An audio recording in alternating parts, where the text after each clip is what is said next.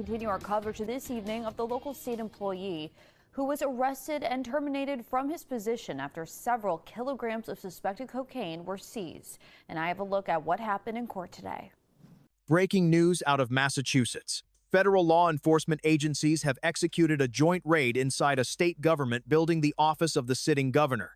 Sources say the investigation uncovered more than 8 kilos of cocaine and triggered the arrest of multiple suspects linked to an international trafficking network. Court documents show surveillance footage of Cook allegedly picking up those parcels at a hotel UMass loading dock. The operation began quietly before dawn. FBI, ICE, and DEA agents converged on Springfield State Administration Annex, moving in under sealed federal warrants. 11 Alive's Chase Howell spent the day talking to people in the Athens area who say they woke up to SWAT pounding on their neighbor's door. What they found inside would stun even veteran investigators. Narcotics hidden behind walls, encrypted hard drives, and evidence pointing to a pipeline that reached all the way across the southern border. The mission, codenamed Operation Bayline, targeted a mid-level aide to Governor Maura Healey, accused of using his position to facilitate drug shipments through state-owned facilities. Investigators say Cook has been linked to multiple intercepted packages containing suspected cocaine. Investigators say the aide, working with outside contractors, helped smuggle cocaine through legitimate delivery routes, a scheme that had been running for nearly 2 years. When agents entered the building, they discovered several sealed packages labeled as office supplies. Inside were compressed bricks of cocaine. ICE says that the raids targeted the most dangerous offenders in the area, but despite comments made by President Trump's border czar, Governor Maura Healey said today that the state has been cooperating with federal officials. Totaling 8 kilograms, street value nearly $3 million. The seizure instantly transformed a quiet corruption probe into a national scandal and triggered questions about how a cartel supply chain reached the heart of a United States governor's office. Federal officials say the packages originated from Texas distribution hubs controlled by a Venezuelan-Mexican partnership previously dismantled in ICE's Patriot 20 operation. Intelligence indicates remnants of that same organization had migrated north, embedding members in state contractor networks to move narcotics under official cover. FBI field offices in Boston and Springfield coordinated surveillance for months, tracking shipments and intercepting encrypted communications. Now, all the drugs and guns were on display at the DA's news conference today. You see them there on your screen. Gallooni said they worked with several law enforcement agencies, including the state police and the Springfield Police Department, to track down the suspects. ICE Homeland Security investigations supplied cross-border intelligence, tracing courier routes from Mexico through Rhode Island ports. DEA agents handled chemical signature analysis, confirming the cocaine's origin matched South American supply lines linked to the trendy Aragua syndicate. At exactly 6:42 in the morning, tactical teams breached the annex's rear entrance. Agents ordered staff to the ground, secured servers, and swept each floor. What they did not expect was to find 2 undocumented maintenance workers hiding in a storage corridor, both later identified as Venezuelan nationals on expired visas. ICE immediately took custody. Interrogations revealed those workers were not ordinary employees. They were couriers, paid cash to move sealed boxes between offices under the guise of custodial duties. Their phones contained photos of packages identical to those seized. ICE investigators say the pair admitted the deliveries came from friends in Texas, confirming cartel involvement. The discovery tied the Massachusetts State House directly to a transnational criminal network. According to federal affidavits, proceeds from each shipment were laundered through shell nonprofits registered to the aide's relatives. Money was then transferred overseas through crypto wallets. A digital trail DEA cyber units traced back to accounts in Merida and Caracas. For weeks, whispers of a federal sting had circulated through Beacon Hill, but few believed agents would actually breach government property. When the raid happened, staffers described shock and disbelief. Hallways lined with armed officers, computers seized, and confidential files boxed for evidence.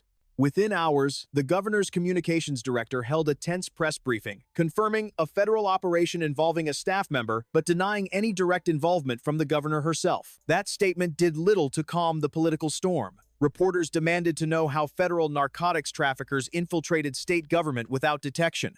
Behind the scenes, investigators painted a darker picture. This was not random corruption, it was logistics.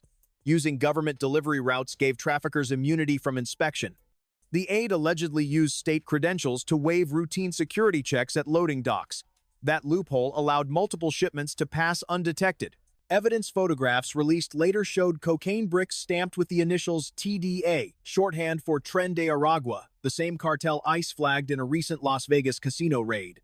Homeland Security believes the Massachusetts network served as a laundering node taking cartel cash, legitimizing it through state procurement contracts, then routing it back overseas. By mid-afternoon, FBI public affairs officers confirmed multiple arrests.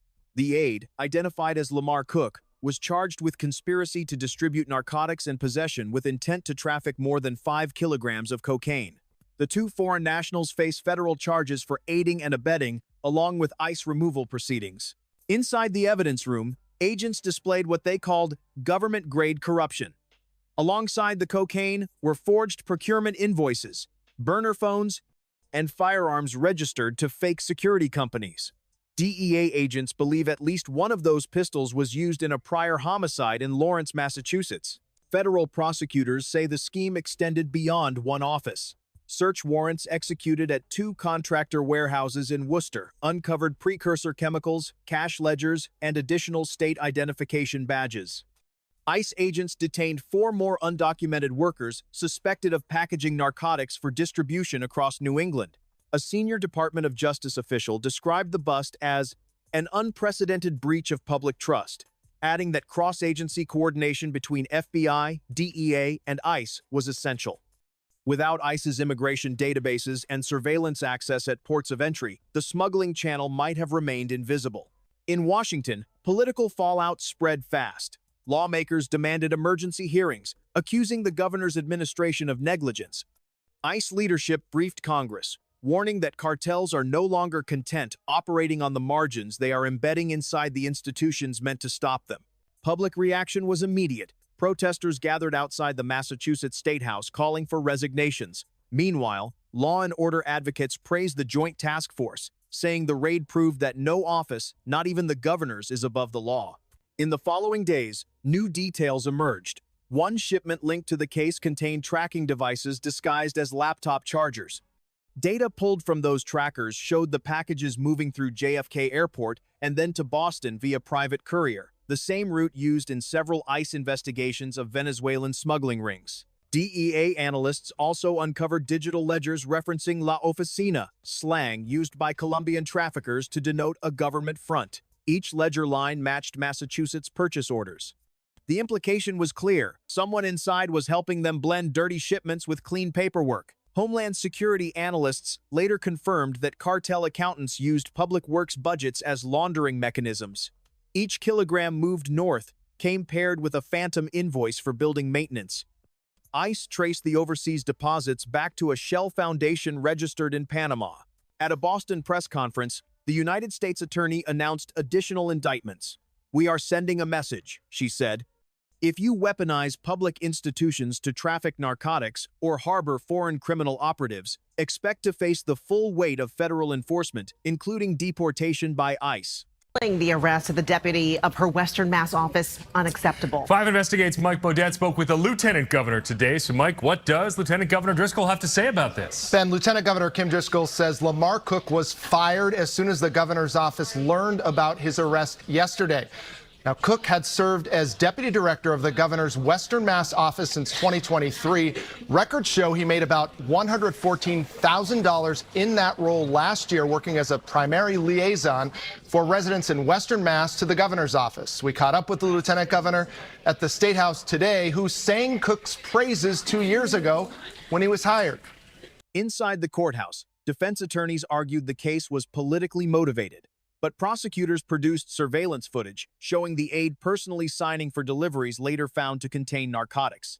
For jurors, the video was damning, a public servant caught red-handed in a crime scene of his own making. Meanwhile, ICE's enforcement and removal operations confirmed it had initiated deportation proceedings against 6 non-citizens arrested in connection with the case.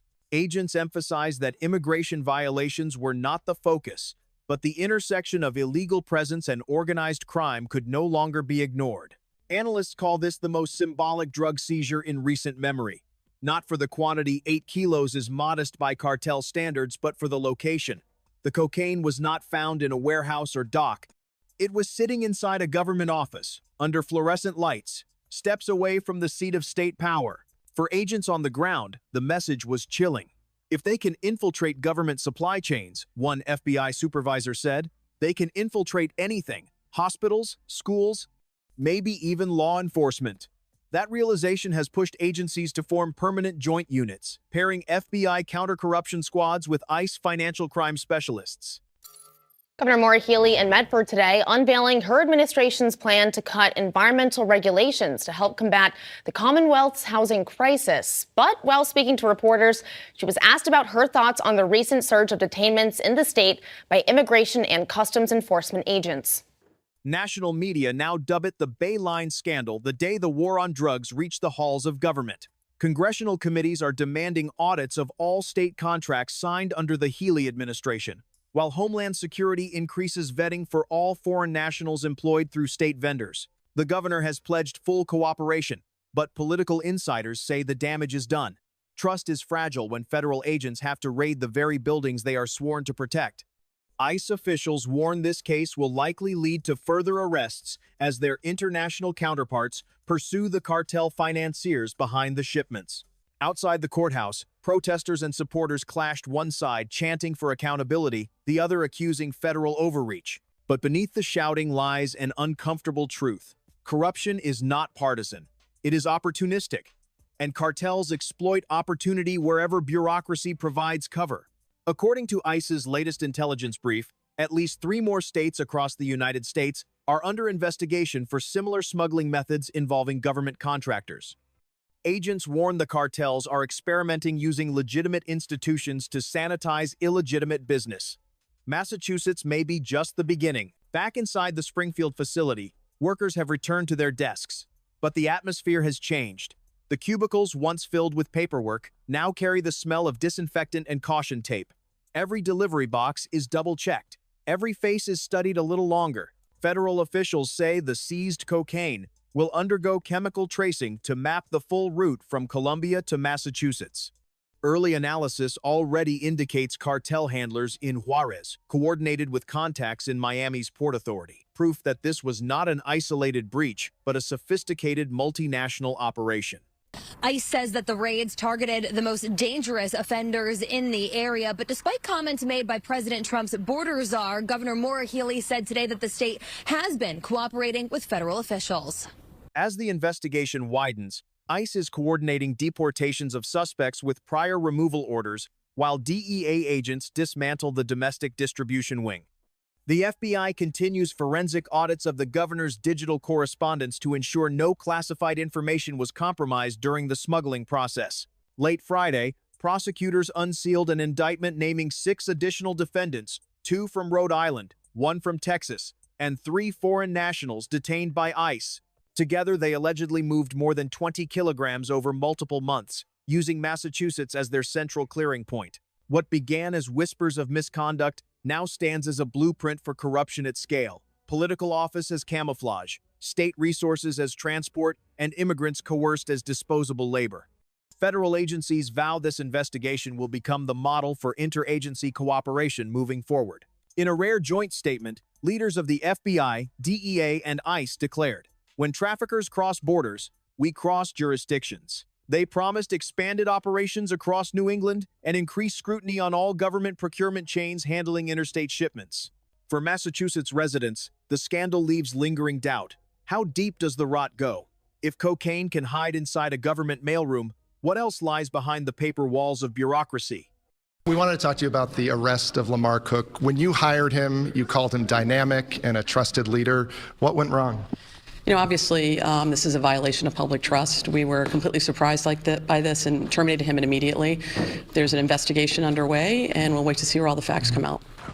Before his job in the governor's office, Cook worked as the director of Hotel UMass, the place where investigators say Cook picked up parcels containing kilos of cocaine. They say that happened twice, both last month and this month. Mike Bodette, 5 Investigate. The question haunts every headline, every press briefing, every whisper in the State House corridors. As the cameras fade, one truth remains. This was never just about drugs. It was about power, privilege, and the illusion of safety. The same systems designed to protect citizens became the perfect disguise for crime. Federal agents continue to guard the seized evidence, awaiting trial dates that could stretch for years. But the psychological damage, the loss of public confidence, may take far longer to repair. The people expected transparency. Instead, they got a crime drama unfolding inside their own government. And yet, amidst the scandal, one thing became clear: coordination works. Without ICE's foreign intelligence sharing, DEA's chemical tracing, and the FBI's corruption unit, the Bayline network would still be running today. Cooperation exposed what complacency had ignored. In the end, 8 kilos of cocaine were seized. But what was truly confiscated was innocence, the belief that government buildings are immune to the chaos consuming America's streets. The line between criminal enterprise and public service has never looked thinner. If this investigation revealed anything, it is that corruption wears a suit, not a mask. And when ICE, FBI, and DEA walk through the same door, it means the rot has reached the top.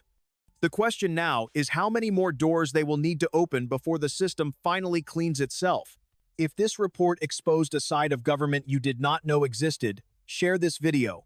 Awareness is the first defense against infiltration. Subscribe for continuing coverage of federal operations most media will not touch. Because in America's war on drugs, the front line is not always at the border. Sometimes it is behind a governor's desk.